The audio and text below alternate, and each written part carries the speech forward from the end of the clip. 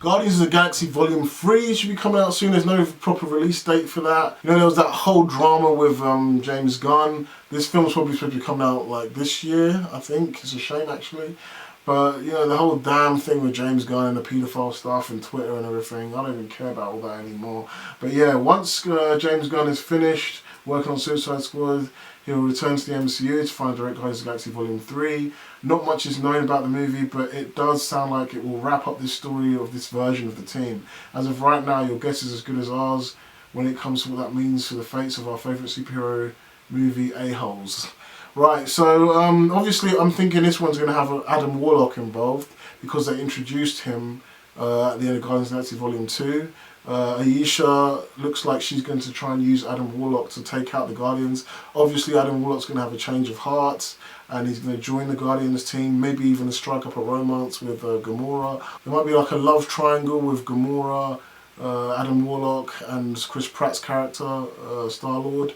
So, because you know Gamora and Adam Warlock get it on in the comics, I think they have like a little thing in the comics, whereas Star-Lord and Gamora have getting it on in the film, so they could make a nice little love triangle there. I know you're thinking, what, that comes out of nowhere, why would they do that? Well, the reason they'll do that is, if you remember at the end of Endgame, Gamora is not the same Gamora we know. Like, Gamora has basically been replaced with a new version of her. The Gamora we know is like living in the Soul Stone. The Gamora that's from Endgame is new. She doesn't have any feelings for Chris Pratt's character. She hasn't grown to love him like the old Gamora did. So this Gamora might have feelings for Adam Warlock when she sees him. We'll see what happens there. They really missed a trick with Adam Warlock. He really should have been, like, even the way he really should have been like a main part of Guardians of the Galaxy Volume 2. So then we could see him and have his dynamic with Thanos in the Endgame and Infinity War. But even then, they could have still introduced him at the end of Infinity War and have him like be a smaller role in Endgame. He doesn't need to beat it. He doesn't need to beat Thanos. Just like Captain Marvel shouldn't have beaten Thanos, but he could have been introduced then. Because if you look at the time period, Adam Warlock was introduced at the end of Guardians of the Galaxy Volume 2, which was in 2014. Like, Guardians of the Galaxy Volume 2 came out in 2017.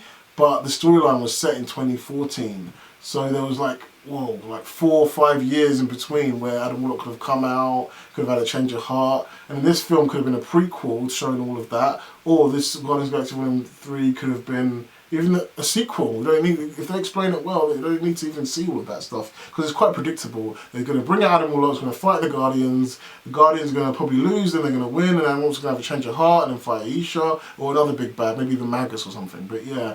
Guardians of the Galaxy Volume 3 sounds like it could be good, it could be fun. I get to see my boy Adam Warlock, but I'm not as excited because the whole point of Adam Warlock is to see his dynamic with Thanos. Like, if the Joker, it's like having the Joker without Batman. You know, or having Batman without the Joker, or having Lex Luthor without Superman. You know, like Adam Warlock and Thanos, I want to see them together, but Thanos is dead now, and Adam Warlock is here. It's like, what? And I want to see the Infinity Gauntlet storyline with Adam Warlock. You know, it's all kind of fucked up, but Adam Warlock can do other things. We'll see what happens. If you like the video, give us a like, subscribe, hit the notification bell for notification. Let me know what you guys think of Fate Marvel Phase 4 in the comments below. Oh yeah, and please, if you love the MCU, if you're here, I think you do, please check out my fan fiction animated version of Infinity War. How I would have liked Infinity War to have gone. It's pretty cool. I'm in the middle of editing my second part to that. It's taken a while. I don't know when that's going to be out, maybe next year or something. It's taken a long while. I've never really had a chance to balance everything out. But yeah, check it out. Peace. The Guardians of the Galaxy create a way to contact the Avengers in case of an intergalactic emergency. They find Thor stepping out of the Milano with the Guardians of the Galaxy. The Guardians meet Tony, and Tony is mesmerized by Rocket and Groot and is stunned by the Guardians' technology. Doctor Strange shows them all the Eye of Agamotto and tells them that the artifact is what Thanos is after.